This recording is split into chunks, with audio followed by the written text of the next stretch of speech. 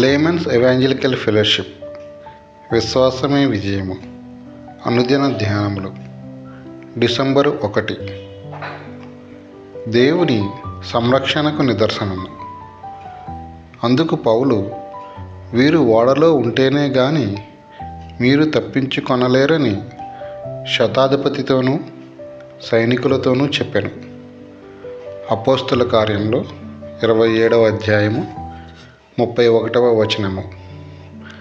ఇక్కడ పౌలు దేవుని ఎరుగని లోకస్తుల మధ్య ఉన్నాడు. ఒక మనుష్యుడు దేవుని ప్రేమతో కూడిన సంరక్షణను గ్రహించుటకు కొన్నిసార్లు నిరీక్షణ లేని స్థితిలోనికి రావాల్సిన అవసరత ఉన్నది. ఓడలోనున్న 276 మందిలో ఒక్క వ్యక్తి మాత్రమే దేవుని ఎరిగి ఉండెను. అతని నిమిత్తము దేవుడు ఆ ఓడను నడిపించుచుండెను. పౌలు ఎల్లప్పుడూ దేవుని నడిపింపును పొందే స్థితిలో ఉన్నాడు. దేవుని సంరక్షణకు నిదర్శనమును గుర్తించకుండా ఎన్నడూ ఏ సంఘటనను అలాగే జరిగిపోనివ్వలేదు. ఆయన ప్రేమను నిరూపించుటకు దేవుడు మనకు అవకాశాలు ఇస్తూ ఉన్నాడు. క్రేతు నుండి ఓడ బయలుదేరకముందే ప్రయాణము చేయవద్దని పౌలు హెచ్చరించాడు. అతడు ఓడ నడుపుటలో నిపుణుడు కాడు గనుక ఎవ్వరూ అతని మాటలు లక్ష్య పెట్టలేదు. అయితే పౌలు జీవించుదమన్న నిరీక్షణను పోగొట్టుకోలేదు.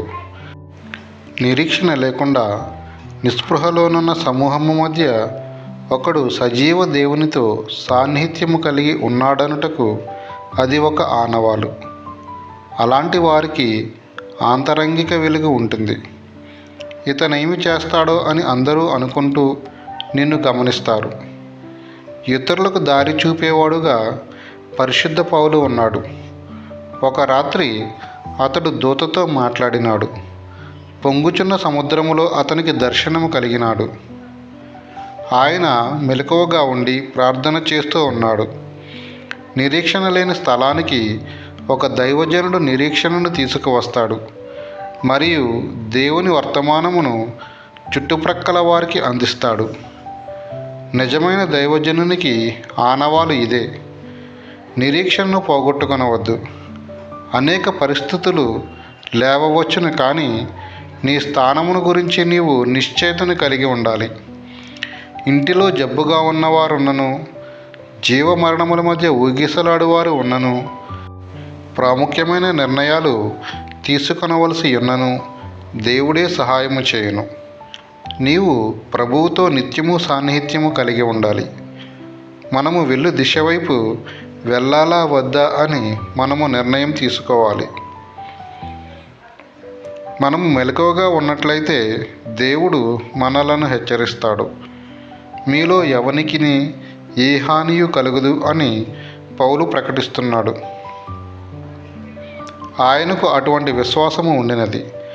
నీ పట్టణంలో దేవుని ఎరిగిన వాడవు నీవు ఒక్కడవే కావచ్చు.